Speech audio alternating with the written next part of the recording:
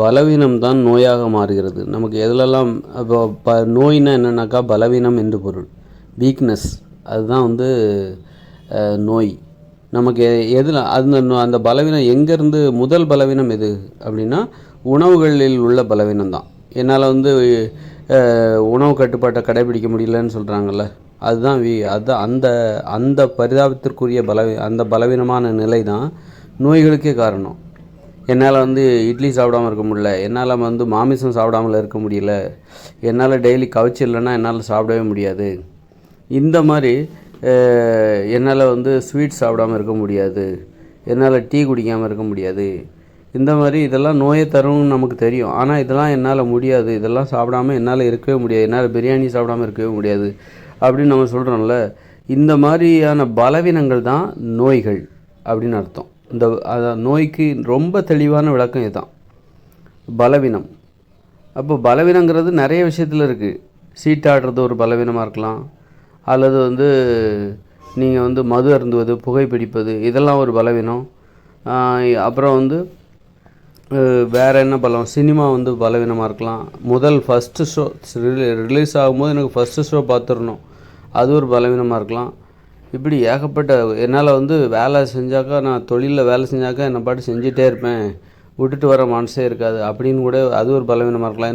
இன்னொரு பலவீனம் சோம்பேறித்தனமாக இருக்கலாம். என்னால் உழைக்கவே முடியல, எனக்கு சோம்பேறித்தனமாக இருக்குது, அது ஒரு பலவீனம். என்னால் மொபைல் ஃபோனுக்கு நான் அடிக்டாக இருக்கேன், என்னால் மொபைல் ஃபோன் பார்க்காம இருக்க முடியாது, தினமும் சினிமா பார்க்காம என்னால் இருக்கவே முடியாது அப்படின்னு சொல்கிறோம்ல, இது ஒரு பலவீனம்.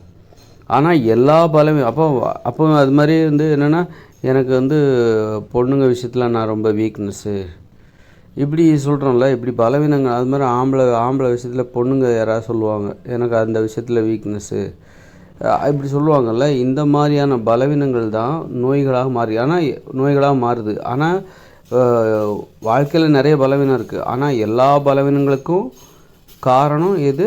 உணவில் உள்ள பலவீனம். உணவு முறையில் உங்களுக்கு இருக்கிற பலவீனம். உணவு முறையில்னால் என்னால் மாமிசம் சாப்பிடாமல் இருக்க முடியாது, அல்லது இட்லி சாப்பிடாமல் இருக்க முடியாது, பொங்கல் சாப்பிடாமல் இருக்க முடியாது, சோறு சாப்பிடாமல் இருக்க முடியாது, மீன் குழம்பு சாப்பிடாமல் இருக்க முடியாது. இந்த மாதிரி பலவீனத்தின் காரணமாக நீங்கள் அடிமைப்பட்டு கிடைக்கிறீர்கள் அல்லவா அந்த உணவு விஷயத்தில், அதுதான் உங்களுக்கு நோயாக மாறுகிறது. அப்போ உணவுங்கிறது எப்படின்னா அது உங்களை பலவீனப்படுத்தக்கூடாது, உங்களை அது அடிமைப்படுத்தக்கூடாது. அதுதான் நான் சொல்லிட்டு வரேன். உணவு எப்படி இருக்கணும் அப்படின்னா கஷ்டமாக இருக்கணும். அது சாப்பிட்றதுக்கே கஷ்டமாக இருக்கணும். கஷ்டப்பட்டு தான் நீங்கள் சாப்பிடணும். இப்போ புல் மாடு சாப்பிடுது, அந்த புல்லில் என்ன டேஸ்ட் இருக்குது? அதில் என்ன அப்படி ஒரு டேஸ்ட் இருக்குது? ஆனால் அந்த புல்லை சாப்பிட்டு தான் அது நாள் முழுதும் சாப்பிட்டாகணும். ஏன்னா அதோடய வயிறு பெருசு, அதனால் அந்த வயிறு ஃபுல்லாக அது சாப்பிட்டாகணும் புல்லை.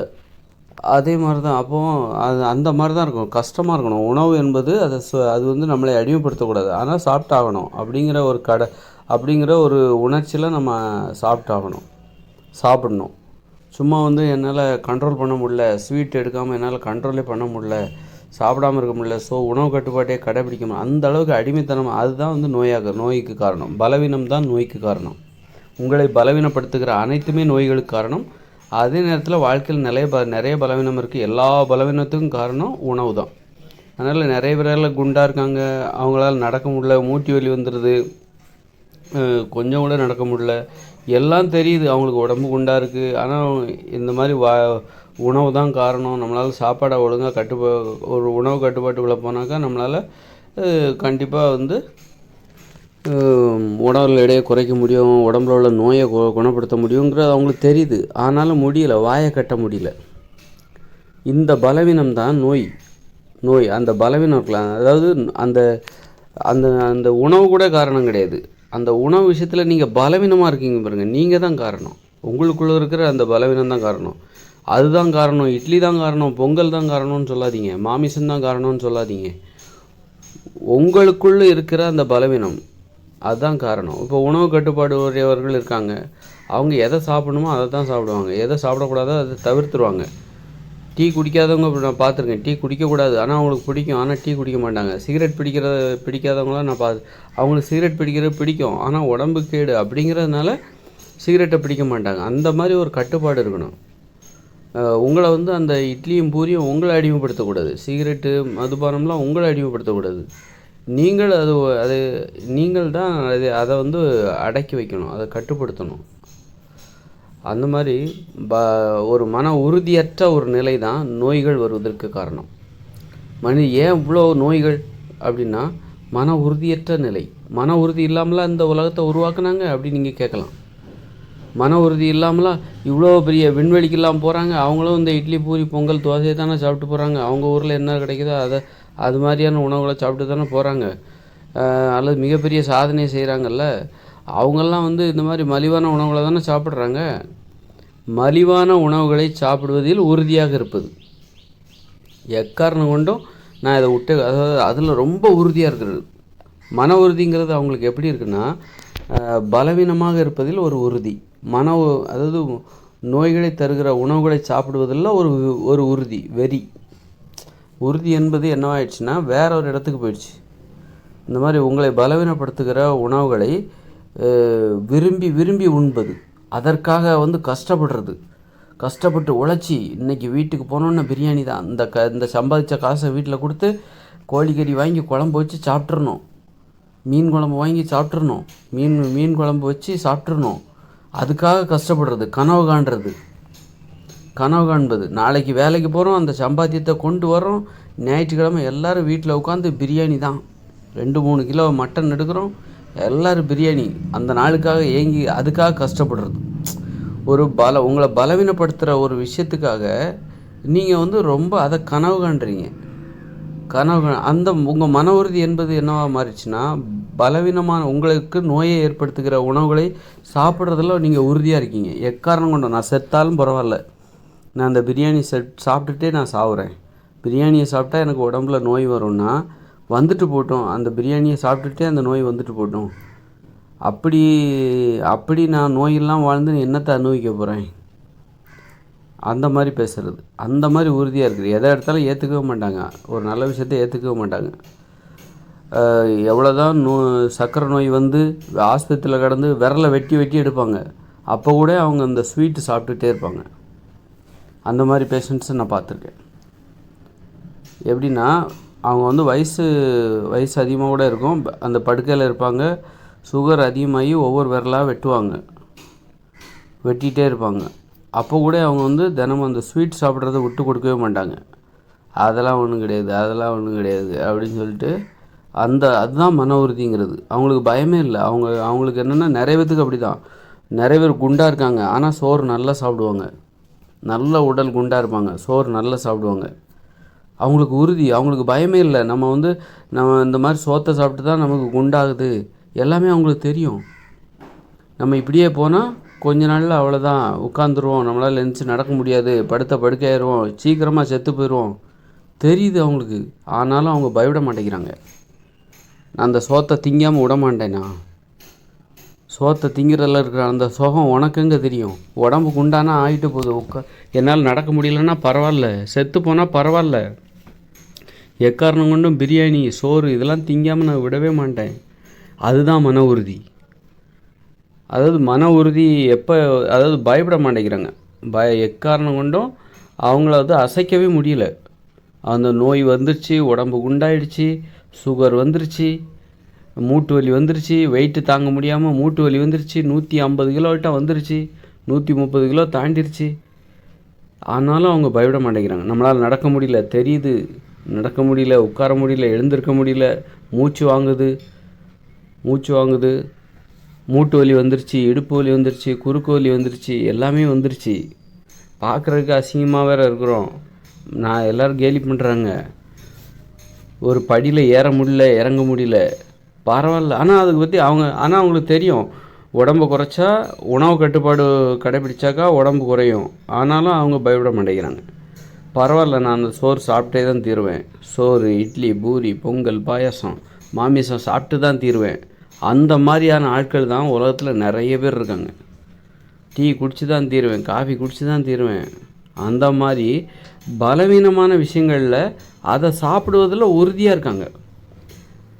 உடலை, அதாவது உயிர் போனாலும் பரவாயில்ல, நான் இந்த உணவுகளை சாப்பிடாமல் இருக்க மாட்டேன், அந்த பயம் வரணும், நமக்கு ஒரு பயம் வரணும். அதையோ ஐயோ செத்து போயிடுவோமோ அப்படிங்கிற ஒரு பயம் வரணும். இந்த மாதிரி சாப்பிட்டோன்னா செத்து போயிடுவோம், இந்த சோத்தை தின்னா செத்து போயிடுவோம்.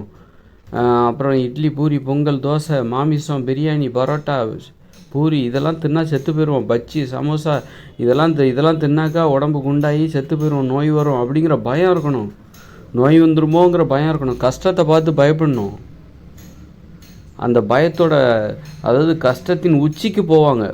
என்ன தான் ஆகுது பார்க்கலாம், என்ன தான் ஆகுது, உச்சிக்கு போனவங்க தான் உணவில் கட்டுப்பாடாக இருப்பாங்க.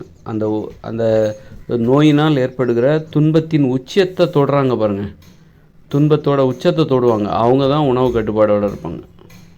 அது வரைக்கும் அவங்க ஆட்டம் போட தான் செய்வாங்க. இப்போ ஒரு விரலையே எடுத்துடுறாங்க, அப்போ கூட ஸ்வீட் சாப்பிட்றாங்க. சுகர் வந்துருச்சுன்னு சொல்லிட்டு ஒரு விரல் எடுத்துடுறாங்க, அப்போ கூட அவங்க ஸ்வீட் சாப்பிட்டுட்ருக்காங்க. அப்போது அவங்களுக்கு வந்து உச்சத்தை அடைஞ்சால் கூட பரவாயில்ல, அதாவது அவங்களுக்கு அச்சம் என்பதே இல்லை. அவங்களுக்கு வந்து ரொம்ப தைரியம் அளவுக்கு அதிகமாக போச்சு. ஒரு பயம் வேணும். அதாவது இதுக்கு மேலே நம்மளால் வலியை தாங்க முடியாது, அளவுக்கு அதிகமான வலியை வந்து நம்மளால் தாங்க முடியாது. அதனால் நம்ம வந்து உணவு கட்டுப்பாட்டை கடைப்பிடித்து நோயை கட்டுப்பாட்டுக்குள்ளே கொண்டு வந்து உடல் எடையை குறைச்சி நல்ல ஆரோக்கியமாக இருப்பதற்கு நம்ம முயற்சி பண்ணணும், நடைப்பயிற்சி பண்ணணும், உடற்பயிற்சி பண்ணணும் அப்படின்னு இப்போ பார்த்திங்கன்னா அப்படின்னு அவங்க யோசிக்கணும். அதுக்கு பயம்தான் காரணம். இப்போ வீட்டுக்கு வீடு நோயாளிகள், ஆனால் எத்தனை பேர் உடற்பயிற்சி செய்கிறாங்க, எத்தனை பேர் நடைப்பயிற்சி செய்கிறாங்க?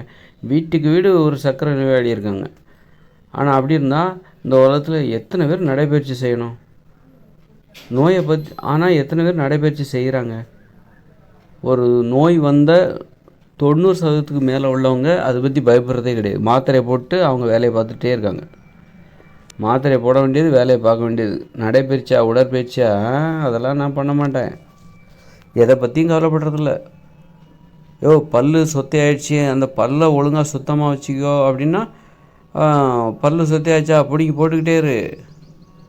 அதை பற்றி கவலை இல்லை, பயம் இல்லை. ஒரு ஆசை வரணும், அதாவது வாழ்வதற்கான ஆசை, ஆரோக்கியமாக வாழ்வதற்கான ஆசை இருக்கணும், மகிழ்ச்சியாக வாழ்வதற்கான ஆசை இருக்கணும். அப்போ தான் வந்து ஆரோக்கியமாக இருக்கணுங்கிற அந்த இதுவே வரும். ரொம்ப நாளைக்கு ஆரோக்கியமாக இருக்கணும், சந்தோஷமாக இருக்கணும், அந்த மாதிரி அவஸ்தைப்படக்கூடாது.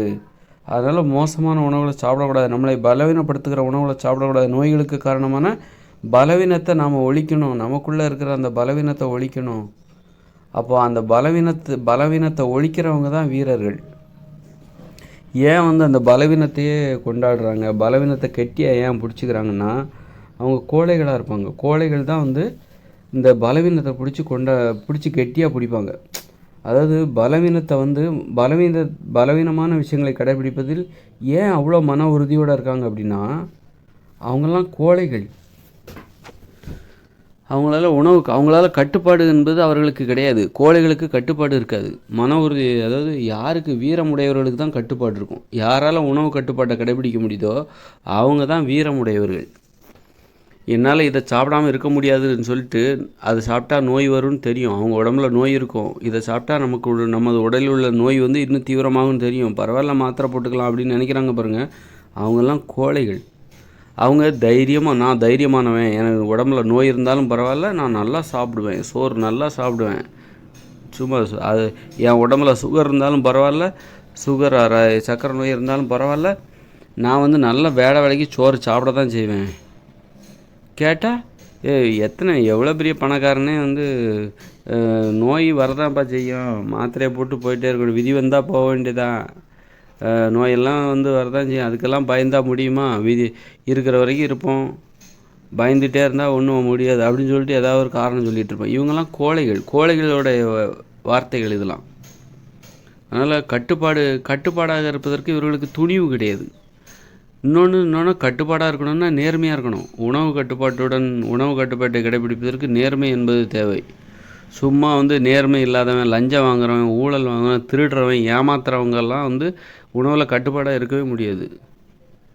அதனால தான் ஏன் நிறைய பேரால் உணவில் கட்டுப்பாடாக இல்லை, ஏன் இட்லி, பூரி, பொங்கல், தோசைன்னு சாப்பிட்றாங்கன்னா, அவங்க வந்து நேர்மை இல்லாமல் இருக்கிறாங்க. அவங்களுக்கே தெரியாது எது நேர்மை, எது நேர்மையற்ற செயல், எது வந்து ஒழுக்கம், எது வந்து கட்டுப்பாடு அப்படிங்கிறது தெரியாது. நாம் இருக்கிறோம் அப்படின்னு சொல்லிப்பாங்க. அதை ஆராய்ஞ்சு பார்க்கணும். அவங்க செய்கிற தப்புக்கு அவங்க அதுக்கான காரணத்தை சொல்லிவிட்டு தப்பை தொடர்ந்து செஞ்சுக்கிட்டே இருப்பாங்க. நேர்மை இல்லாமல் இருக்கும். சின்ன சின்ன விஷயங்கள்லேயும் நேர்மையாக இருக்கணும். அப்போ தான் உங்களுக்கு வீரம் என்பது வரும். இல்லைன்னா நீங்கள் கோழை ஆயிடுவீங்க. சின்ன சின்ன விஷயத்துக்கும் நம்ம நேர்மையாக இருக்கணும். நமக்கு ஒரு கொள்கை இருக்கணும். அப்போ தான் நமக்கு வந்து உறுதி வரும், மனசில் உறுதி வரும். அப்புறம் வீரம் என்பது வரும். அப்போ தான் உணவில் கட்டுப்பாடாக இருக்க முடியும். இந்த உணவில் கட்டுப்பாடாக இருக்க முடியலைன்னு சொல்கிறாங்க பாருங்கள். என்னால் சோறு சாப்பிடாமல் இருக்க முடியாது, என்னால் பூரி சாப்பிடாமல் இருக்க முடியாது, என்னால் பரோட்டா சாப்பிடாமல் இருக்க முடியாது, என்னால் பிரியாணி சாப்பிடாமல் இருக்க முடியாது அப்படின்னு சொல்கிறாங்க பாருங்கள். இவங்கெல்லாம் நேர்மையற்றவர்களாக இருப்பார்கள். நல்லா ஆராய்ஞ்சு பாருங்கள்.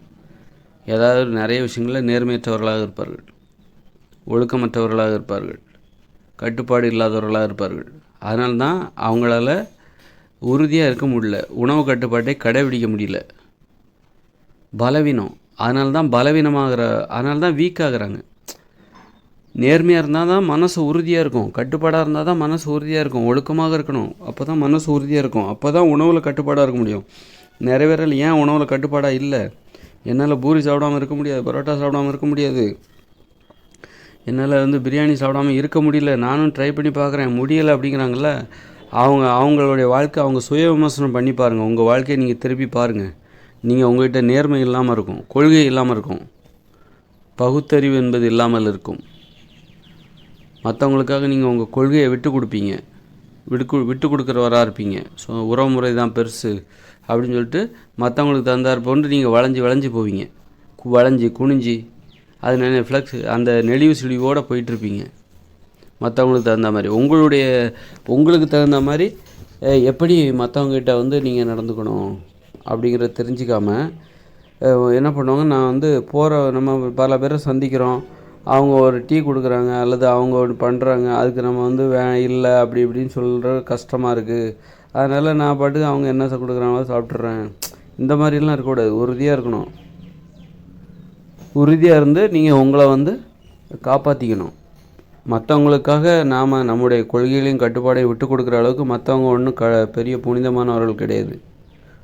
நமக்கு நாம தான் உயர்ந்தவர் அப்படின்னு நினச்சிக்கிட்டு நமது உடல் தான் முக்கியம். நாளைக்கு நோய் வந்தால் அவங்க வந்து கஷ்டப்பட போகிறாங்களா? நாம் தான் கஷ்டப்பட போகிறோம்.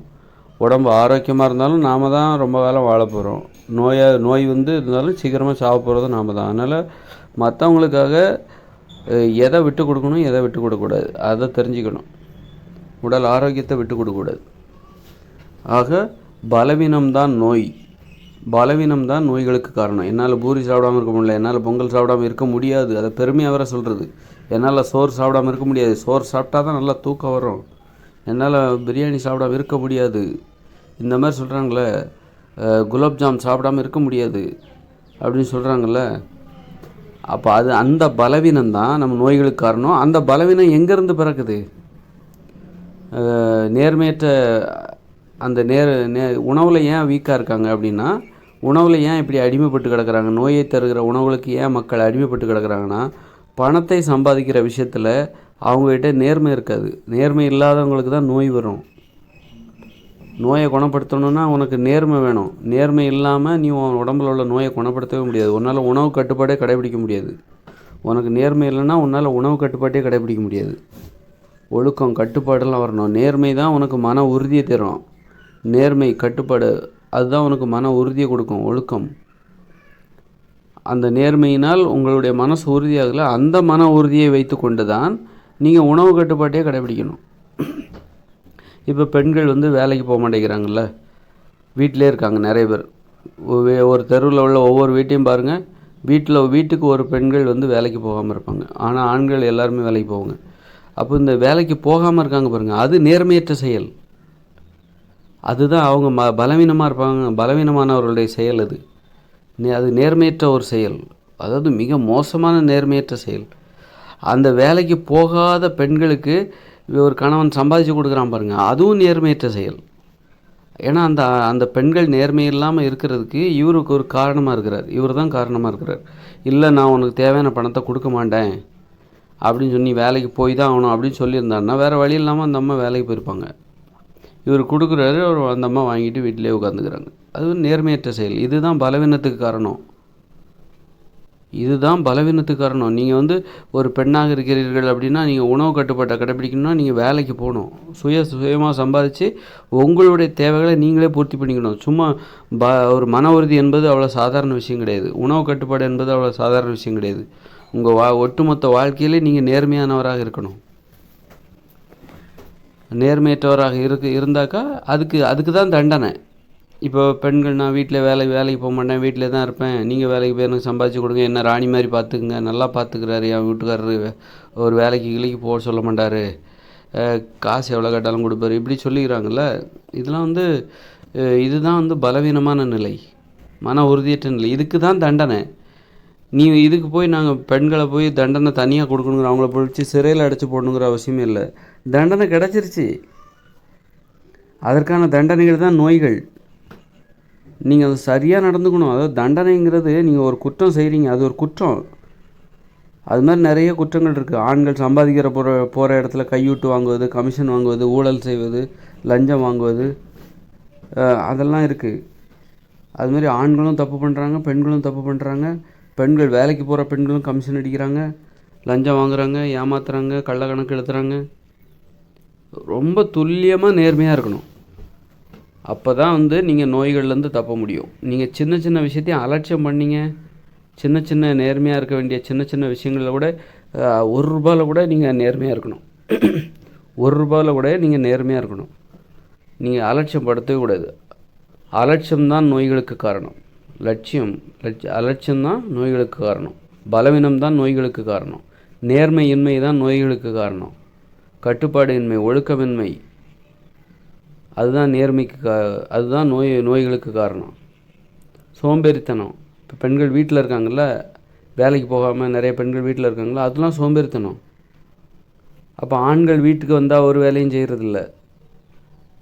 அதுக்கு தான் பெண்கள், நீ வீட்டில் உட்காந்து வேலை செய்ய, நான் வீட்டுக்கு வந்தால் நான் சும்மா ஹாயாக பப்பரமேன்னு படுத்து கிடப்பேன், என்ன தொந்தரவு பண்ணாத, வீட்டில் உள்ள வேலைகள்லாம் நீ செய், வெளியில் உள்ள வேலைகளுக்கெல்லாம் நீ போகாத, அவனுக்கு சம்பாதிச்சு நான் தரேன் அப்படின்னு ஆண்கள் பெண்கள்கிட்ட சொல்கிறான்ல. பெண்கள் சோம்பேறியாக இருக்கிறதுக்கு ஆண்கள் காரணமாக இருக்கிறான்ல, அதெல்லாம் நேர்மையற்ற செயல். அதற்கு தண்டனை தாங்க நோய்கள். இந்த நோய்கள் என்பது தண்டனைகள். நோய்களுக்கு இன்னொரு பேர் தண்டனை. அதுதான் இந்த இயந்திர அறிவியல் உலகமே உங்களை பலவீனப்படுத்தும். என்னால் ஏசி இல்லாமல் இருக்க முடியாது, என்னால் காங்கிரீட் கட்டடம் இல்லாமல் வசிக்க முடியாது, மெத்தை இல்லாமல் எனக்கு தூக்கம் வராது, இந்த மாதிரி சொல்கிறோம்ல. இதெல்லாம் அப்புறம் வந்து வீட்டில் ஒரு வேலையும் செய்யாமல் வீட்டில் வேலைக்காரங்களை வச்சுக்கிறோம். அப்புறம் ஏசி, ஃப்ரிட்ஜு, வாஷிங் மிஷினு, இந்த மாதிரி நிறைய அடிமைத்தனம், பலவீனம், இதெல்லாம் நம்மளை பலவீனப்படுத்திக்கிட்டே இருக்குது. இந்த இயந்திர அறிவியல் உலகமே நம்மளை பலவீனப்படுத்துகிற நோக்கத்தோடு உருவாக்கப்பட்டது. ஏன்னா அது வியாபாரம், பணத்தை சம்பாதிக்கணும், மக்களை ஈர்க்கணும். அதுக்கு பலவீனத்தை ஆராயணும். மக்களுடைய பலவீனத்தை ஆராய்ந்து அவர்களை ஈர்த்து வியாபாரத்தை அதிகப்படுத்தி பணத்தை சம்பாதிப்பதற்கு பலவீனம்தான் தேவையாக இருக்கிறது. பலவீனம்தான் வந்து மூலதனமாக இருக்கிறது. மக்களின் பலவீனம்தான் மூலதனமாக இருக்கிறது. இந்த இயந்திர அறிவியல் உலகமே மக்களை பலவீனப்படுத்துவதற்காகவே உருவாக்கப்பட்டது. மக்கள் அனைவரும் உறுதியாகிட்டாங்கன்னு வச்சுக்கோங்க, மன உறுதியாகிட்டாங்க அப்படின்னா இந்த இயந்திர அறிவியல் உலகமே செயலிழந்துடும். மக்கள்கிட்ட பலவீனமே இல்லை அப்படின்னா இந்த இயந்திர அறிவியல் உலகமே செயலிழந்துடும்.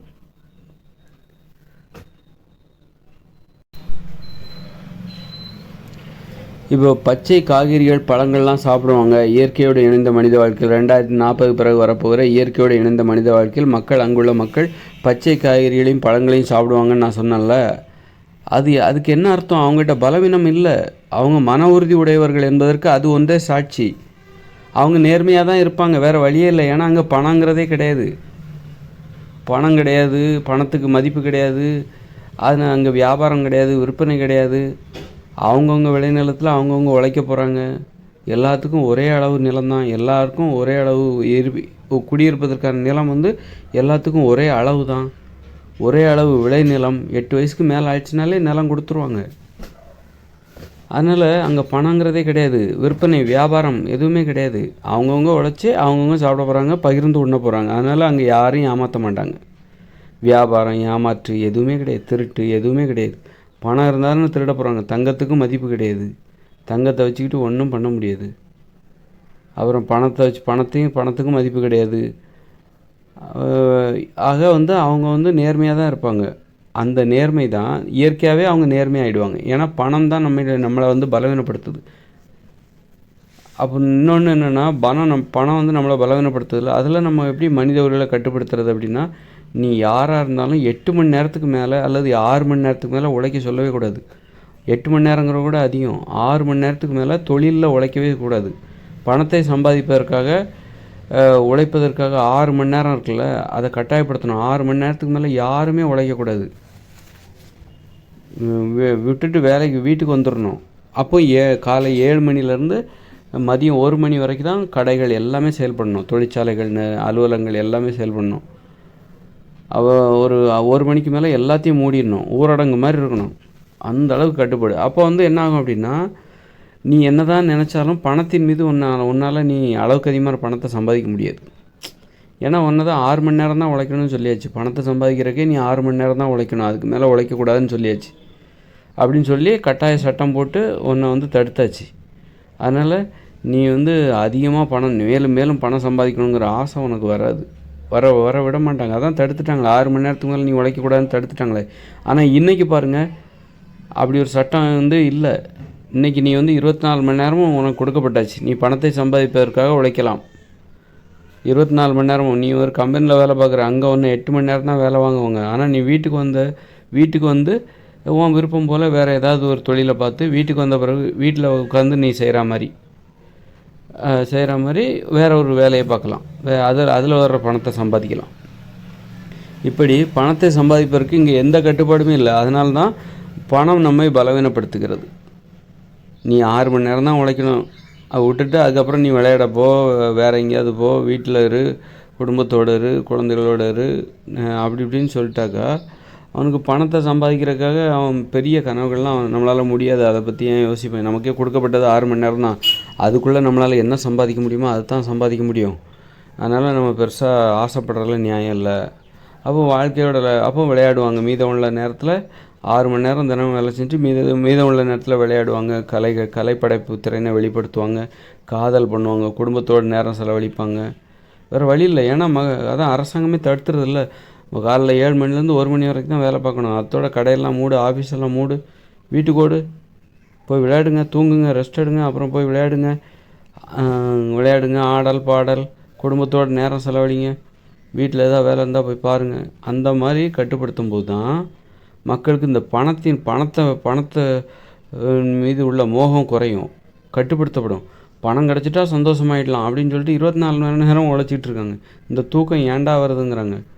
தூக்கம் மட்டும் வரலன்னா நான் 24 மணி நேரம் உழைப்பாங்க. தூக்கம்னு ஒன்று இல்லைன்னா இங்கே உள்ள எல்லோரும் 24 மணி நேரம் உழைச்சிட்ருப்பாங்க பணத்தை சம்பாதிப்பதற்காக. அவங்க நினைக்கிறாங்க என்ன தெரியுமா, 18 மணி நேரம் உழைக்கிறாங்கல்ல, 4 மணி நேரம் தான் சிலர் நிறைய பேர் தூங்குறாங்க. 4 மணி நேரம் 5 மணி நேரம் தான் தூங்குறாங்க.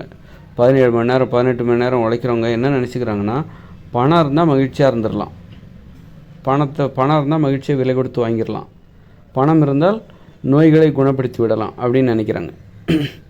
அது மிக மிக தப்பு. 6 மணி நேரம் தான் நீ வேலை பார்க்கணும், காலை 7 மணிலேருந்து அப்புறம் மதியம் 1 மணி வரைக்கும். அப்புறம் நீ வீட்டுக்கு வர 1 மணிக்கு வீட்டுக்கு வர, 1:30க்கு வீட்டுக்கு வர அப்படின்னா ஒரு 2:30 3 மணி வரைக்கும் தூங்கு. நீ மதிய உணவு நீ வேலை செய்கிற இடத்துலேயே சாப்பிட்டு வந்துடணும். வேலை செய்கிற இடத்துல மதிய உணவு கொடுத்துடணும். காலை உணவும் மதிய உணவும் வேலை செய்கிற இடத்துல கொடுத்துடணும். அப்புறம் மதியம் நீ 1:30க்கு வீட்டுக்கு வர, ஒரு 3 மணி வரைக்கும் நீ தூங்கிட்டு 3 மணிலேருந்து 4 மணி வரைக்கும் நீ விளையாடு. கண்டிப்பாக விளையாடியே ஆகணும். விளையாட்டு மைதானங்கள் வீட்டு பக்கத்தில் நிறைய இருக்கணும். ஆண்கள் தனியாக விளையாடணும், பெண்கள் தனியாக விளையாடணும். அப்புறம் ஒரு 4 மணிக்கு அப்புறம் 5 மணி வரைக்கும் கலைப்படைப்பு திறனை வெளிப்படுத்தணும், ஓவியம், சிற்பம். ஏன்னா இதெல்லாம் என்னென்னா மகிழ்ச்சியாக இருப்பதற்கான வழிமுறை. நாம் நினைக்கிறோம்ல, நிறைய பேர் நினைக்கிறாங்கள பணத்தை சம்பாதிச்சிட்டாக்கா மகிழ்ச்சியாக இருந்துடலான்னு நினைக்கிறாங்கல்ல, அது தப்பு. நீங்கள் மகிழ்ச்சியாக இருக்கணும்னா பணமும் தேவை தான். அதுக்காக ஒரு 6 மணி நேரம் உழைச்சா போதும், மீதி உள்ள நேரம் விளையாடணும். டெய்லி 1 மணி நேரம் விளையாண்டு பாருங்கள், மகிழ்ச்சின்னா என்னன்னு தெரியும். டெய்லி 1 மணி நேரம் ஆடல் பாடல், கதை சொல்கிறது, கவிதை எழுதுவது, ஓவியம் வரைவது, அதற்குன்னு ஒரு இடம் கலை பூங்கான்னு உருவாக்கி அதை கண்காணிக்கணும். இவங்க வரைகிறாங்களா, சுதந்திரமாக வரைங்க, என்ன வேணாலும் வரைங்க, ஆனால் நீ வரையணும். அது மாதிரி விளையாட்டு மைதானத்துக்கு வந்துட்டியா, நீ என்ன வேணாலும் விளையாடலாம், ஆனால் நீ விளையாடணும். நீ விளையாட்டு மைதானத்துக்கு வரணும், மதியானத்துக்கு வரணும், நீ அங்கே விளையாடணும், என்ன வேணாலும் விளையாடு, உட்காந்து விளையாடு, நின்றுக்கிட்டு விளையாடு, ஓடிக்கிட்டு விளையாடு, என்ன வேணாலும் விளையாடு, ஆனால் நீ விளையாடணும், விளையாடியே ஆகணும். அப்படி கட்டாயப்படுத்தணும். கட்டாயப்படுத்துகிற மாதிரி அதை எப்படி கட்டாயப்படுத்துறது அப்படின்னு சொல்லிட்டு கண்காணிக்கணும். மக்கள் விளையாடுகிறார்களா, மக்கள் மகிழ்ச்சியாக இருக்கிறார்களா அப்படின்னு கண்காணிக்கணும். அப்புறம் ஆடல் பாடல் அது 1 மணி நேரம். அப்புறம் மாலை 5 மணிலேருந்து 6 மணி வரைக்கும் என்னது, காதல் பூங்கா. ஒவ்வொரு தெருவுலேயும் காதல் குடிசைகள் இருக்கணும், காதல் குடிசை, காதல் பூங்கா இருக்கணும். அந்த அந்த தெருவில் வசிக்கிற திருமணமானவர்கள், காதலிப்பவர்கள் காதல் உறவை பதிவு பண்ணிடணும். அதனால் காதலிப்பவர்கள், காதல் உறவை பதிவு செய்து காதலிப்பவர்கள், திருமணமானவர்கள் அந்த காதல் பூங்காவுக்கு போயிட்டு அவங்கவுங்களுக்குன்னு ஒரு ரூம் கொடுத்துருவாங்க. அங்கே உட்காந்து நீ ரொமான்ஸ் பண்ணி என்ன வேணாலும் பண்ணு, ரொமான்ஸ் பண்ணு, அதில் உடல் உறவு வச்சுக்க, என்ன வேணாலும் வச்சுக்க. அதனால் அது ரூமுக்குள்ளே தான் நடக்கும், வெளியில் தெரியாது. அந்த மாதிரி இதுதான் மகிழ்ச்சியாக இருப்பதற்கான வழிமுறை. அப்புறம் அவங்கவுங்க உணவை அவங்கவுங்களே சமைக்கணும். மற்றவங்கள சமைக்க சொல்கிறதுக்கு பாரு, அது மகிழ்ச்சியாக இருப்பதற்கான வழிமுறை கிடையாது. மற்றவங்கள துன்பப்படுத்துறதுக்கான வழிமுறை. உன்னையும் நீ துன்பப்படுத்திக்கிற, மற்றவங்களையும் துன்பப்படுத்திக்கிற. அதனால் நீ உனக்கு தேவையான உணவை நீ சமைச்சாதான் அது மகிழ்ச்சியாக வாழ்வதற்கான வழிமுறை. உனக்கு தேவையான உணவை மற்றவங்க சமைச்சாங்கனாக்கா நீ மற்றவங்களையும் கஷ்டப்படுத்துகிற, உன்னையும் கஷ்டப்படுத்துகிற. ஏன்னா இப்போ பெண்கள் வீட்டில் சமைச்சு டேபிளில் வச்சுட்டு போயிடுவாங்க. அவங்க என்ன சமைச்சு வைக்கிறாங்களோ அதை திங்க வேண்டியது மற்றவங்களோட கடமை, சர்வாதிகாரம். உனக்கு விருப்பமானது, உன் உடம்புக்கு என்ன தேவை அதை உன்னால் திங்க முடியாது. அவங்க என்ன சமைச்சு வைக்கிறாங்களோ அதை நீங்கள் தின்னுட்டு போகணும். இதனால தான் நோய் வருது. அதனால தான் சொல்கிறேன். அப்போ பெண்களையும் நீங்கள் அடிமைப்படுத்துகிறீங்க.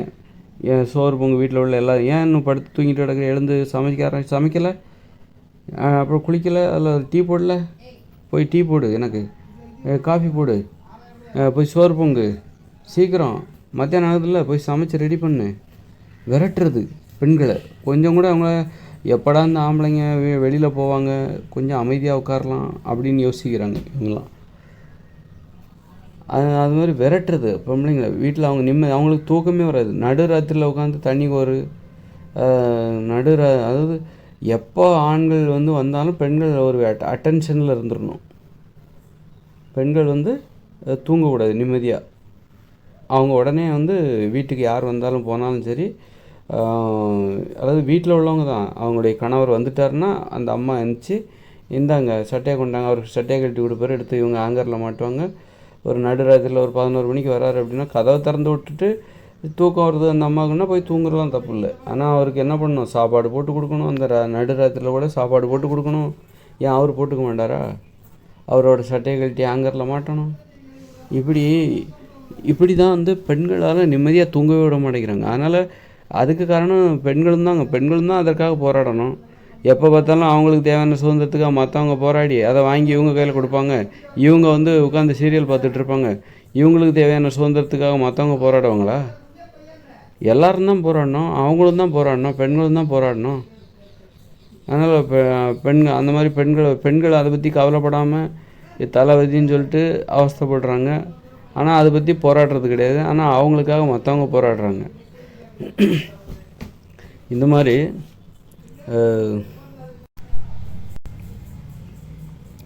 மாதிரி இது போன்ற நேர்மையற்ற செயல்கள் தான், நேர்மையற்ற வாழ்க்கை முறை தான் மனித உடலில் நோய்கள் வந்ததுக்கு காரணம். அதனால் நோய் தானாக வரல, நம்மளால் தான் வந்துச்சு. அந்த நோய் தொலைஞ்சதோ அப்படின்னு சிலர் ரொம்ப வேதனைப்படுவாங்க. அந்த மாதிரி நோய் வந்தது நம்மளால் தான், சும்மா தானாக வராது. ஆனால் அதே நேரத்தில் நம்ம கஷ்டமான உணவுகளை சாப்பிட்ணும். சரி, உப்பு போட்டு சமைச்சு சாப்பிட்லாம், தப்பு இல்லை. ஏன்னா இந்த இயந்திர அறிவியல் உலகில் உப்பு இல்லாமல் நீங்கள் சாப்பிட்டீங்கன்னா சமைச்சு சாப்பிட்லன்னாக்கா சமைச்சு சாப்பிட்ணும். அப்போ சமைச்சு சாப்பிட்டாலே உப்பு சேர்த்து தான் ஆகணும், உப்பு அல்லது இனிப்பு சேர்த்து தான் ஆகணும். உப்பு மற்றும் இனிப்பு இல்லாமல் சமைச்சு சாப்பிட முடியாது.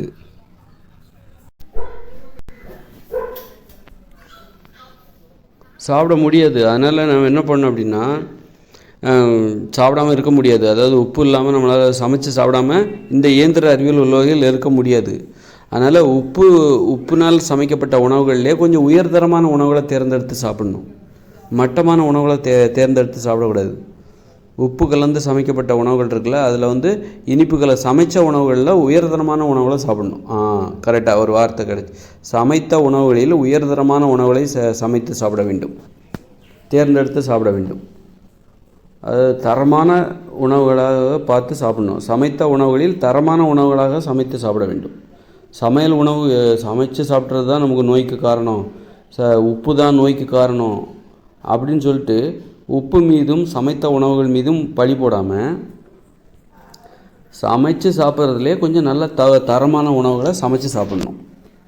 அப்போ தான் நோய்கள் வராது. இந்த இயந்திர அறிவியல் உலகில் உப்புன்னாலே சமைச்சு சாப்பிட்டாலே நோய் வரும். கண்டிப்பாக சமைச்சு சாப்பிட்டாலே நோய் வரும்.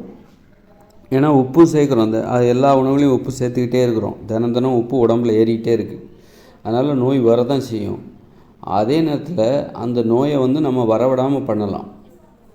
எப்போ அப்படின்னா, நம்ம கொஞ்சம் சாமர்த்தியமாக புத்திசாலித்தனமாக செயல்பட்டு சமைத்த உணவுகளில் உயர்தரமான உணவுகள், இந்த மாதிரி இட்லி பூரி பொங்கல்லாம் சாப்பிடக்கூடாது. இது வந்து முட்டாள்தனமான உணவு, மலிவான கேவலமான உணவுகள். இதெல்லாம் சாப்பிடாமல் சமைச்சு சாப்பிட்றோம்ல, அதிலே உயர்தரமான உணவுகள், நல்ல காய்கறி பொரியல், காய்கறி கூட்டு, அப்புறம் கீரை பொரியல், அப்புறம் பச்சையான காய்கறிகளையும் சேர்த்துக்கணும், பச்சையாக பழங்களையும் சேர்த்துக்கணும். அப்புறம் தயிர் மோர் கூட சாப்பிட்லாம். அப்புறம் பயறு வகைகளை வந்து ஊற வச்சு முளைகட்டி சாப்பிட்லாம். அப்புறம் பயறு வகைகளை ஊற வச்சு அதை அவிச்சு சாப்பிட்லாம்.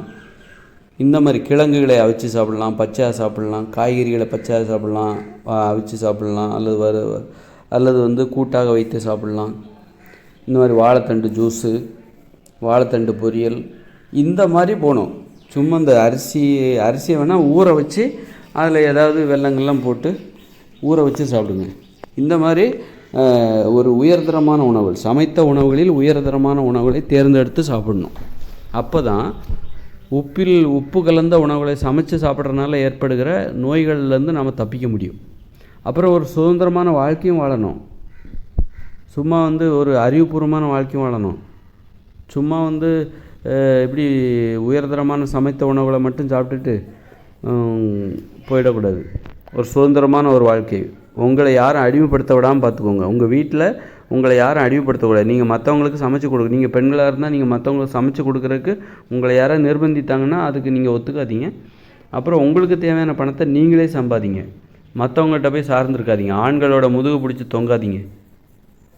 ஆண்களோட தோளில் ஏறி சவாரி பண்ணாதீங்க. அந்த அளவுக்கு இருந்தால் தான் அதெல்லாம் கட்டுப்பாடு. இதெல்லாம் வெளிநாட்டில் நடக்க தானே செய்யுது. நான் சொல்கிறது என்ன பெரிய புரட்சியாக அப்படிலாம் ஒன்றும் கிடையாது. புரட்சிகரமான கருத்தா அப்படி கிடையாது.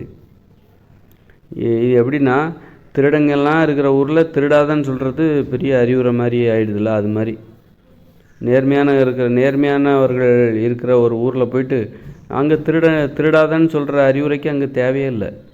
அதனால் எங்கே திருடுறாங்களோ அங்கே தான் போய் நீ திருடாத அப்படின்னு சொல்ல வேண்டிய அறிவுரை. அதனால் திருடாதன்னு சொல்கிறவங்கலாம் பெரிய அறிஞர்களாக மாட்டாங்க. அதனால் நான் வந்து சொல்கிறேன் அப்படின்னா, இந்த விஷயம் வந்து பெரிய அறிவுபூர்வமான விஷயமோ புரட்சிகரமான கருத்துக்களோ ஒன்றும் கிடையாது. நம்ம ஊருக்கு அது அப்படி தெரியுது. நம்ம ஊருக்கு அது அப்படி தெரியுது. இதெல்லாம் இது சாதாரண விஷயத்த கூட நம்ம மக்களுக்கு இதெல்லாம் சொல்ல வேண்டியது இருக்குது. அதனால் வந்து ரொம்ப நேர்மையாக இருந்தால் மட்டும்தான் நீங்கள் நோய்களிலிருந்து தப்பிக்க முடியும். நீங்கள் நேர்மையற்றவர்களா என்பதை வந்து பல குணங்களில் யோசிக்கணும். நான் அதுக்கான ஒரு சில காரணங்களை நான் உங்களுக்கு சொல்லியிருக்கேன். அதெல்லாம் பார்த்தீங்கன்னா அதோடு ஒப்பிட்டு பார்த்தா தெரியும் நீங்கள் நேர்மையானவர்களா நேர்மையற்றவர்களா. உங்கள் நோய்க்கு நீங்கள் தான் காரணம் என்பது உங்களுக்கே தெரியும். அதனால் வந்து இப்போ இயற்கையோடு இணைந்த மனித வாழ்க்கையில் பார்த்திங்கன்னா அங்கே நோய்கள் வராமல் இருக்கிற காரணம் என்னன்னா, அவங்க இப்போ அங்கே இருக்கிற பெண்கள் வந்து யாரும் ஆண்களுடைய உழைப்பில் சாப்பிட மாட்டாங்க. அவங்களும் உழைப்பாங்க. அவங்களுக்கும் 2 ஏக்கர் நிலம் கொடுக்குறாங்க, ஆண்களுக்கும் 2 ஏக்கர் நிலம் கொடுக்குறாங்க 8 வயசுக்கு மேலே. அதனால் ஆண்களும் உழைப்பாங்க, பெண்களும் உழைப்பாங்க, பகிர்ந்து உண்பாங்க.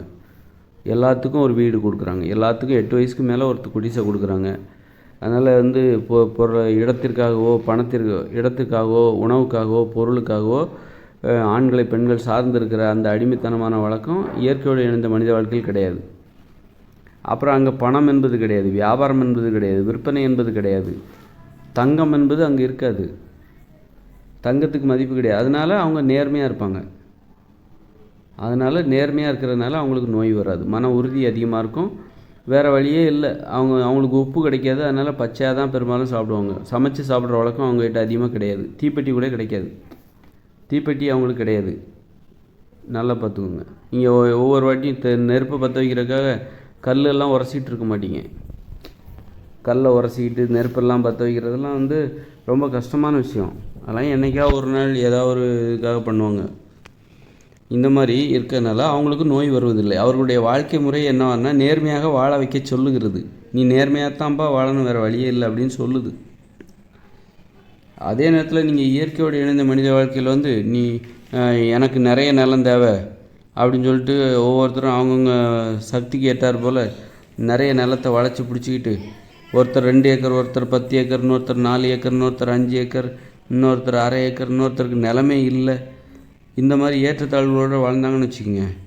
இயற்கையோடு இணைந்த மனித வாழ்க்கையாக இருந்தாலும் இது போன்ற ஏற்றத்தாழ்வுகள் அங்கு நிலவுமே. ஆனால் அங்கேயும் நோய்கள் வரும்.